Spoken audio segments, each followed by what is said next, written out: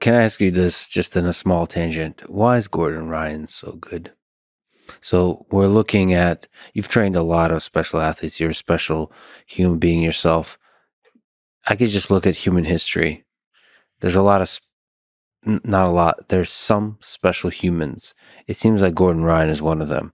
I totally agree with that. Can you try to like dissect? That's what I meant when I said I had many students, but only one Gordon Ryan. Like I've taught many, many people, but they don't all have his skill level. So there's an obvious elephant in the room here. Okay, what distinguishes him from other athletes? Great question. I'll try and give an answer. More than anyone else that I've ever taught, he has a memory for things that were taught to him. He has an ability to recall information that is extraordinary compared with other people in the room. So that's definitely a big part of it. Secondly, he has a pride in technique and technical prowess that will not allow him to settle for anything less than perfection. And he will hate himself when there is imperfection. So there is a love of excellence and a hatred of anything less than excellence.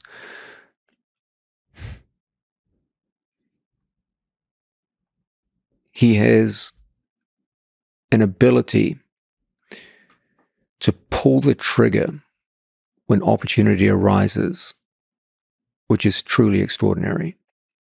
Many people know what to do, but when the moment comes, they back off and they'll doubt themselves.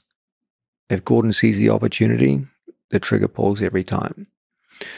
So can I just linger on that Absolutely. briefly? There's a few times where he gets a little bit of an advantage and he just chases it to get a big, like with Andre Galvao, you get, it's like there's a dance and you get one step ahead and he's able to chase that, get a little glimmer of the back and he's able to chase that all the way to back control. So that is that kind of the trigger that you're referring to? Yes. It runs deeper than that too. It's the idea that good athletes are greedy athletes. Okay. When they see a small opportunity, they try and get as big a bite of it as possible. So that the mantra that we always have in training, if you can see the back, you can take the back. And if Gordon sees an inch of your back, that's the direction he's going to be going. If your far shoulder is within an inch of the floor, he's going to be mounting you. If your shoulder comes off the floor, he'll be on your back on the other side. He's a maximalist with opportunity. He's not satisfied with, let me get a good enough outcome. It's like, I want the maximal outcome. So when you combine all these things together, an ability to recall information, which is just far superior to anyone else I've ever coached, an ability to work in the training room towards not just good technique, but excellent technique. The confidence to pull the trigger whenever the opportunity arises. A maximalist mindset where it's never enough to have a good enough outcome. It's always got to be the best possible outcome. And the fifth element, which I believe is very, very important, is extraordinary depth in his technical prowess, in particular with regards his defensive acumen. Everyone looks at Gordon and focuses on his offensive prowess because they see him dominate other athletes.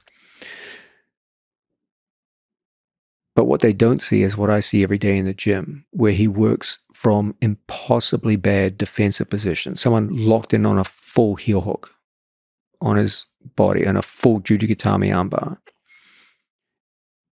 In a complete pin, mounted with Gordon's two arms stretched out over his head in what looks like a hopeless position.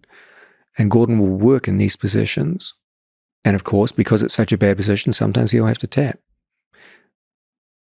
But he just works so relentlessly in these bad positions that when he steps on stage, he's like, if this guy got the worst possible position on me, there's nothing he could do with it.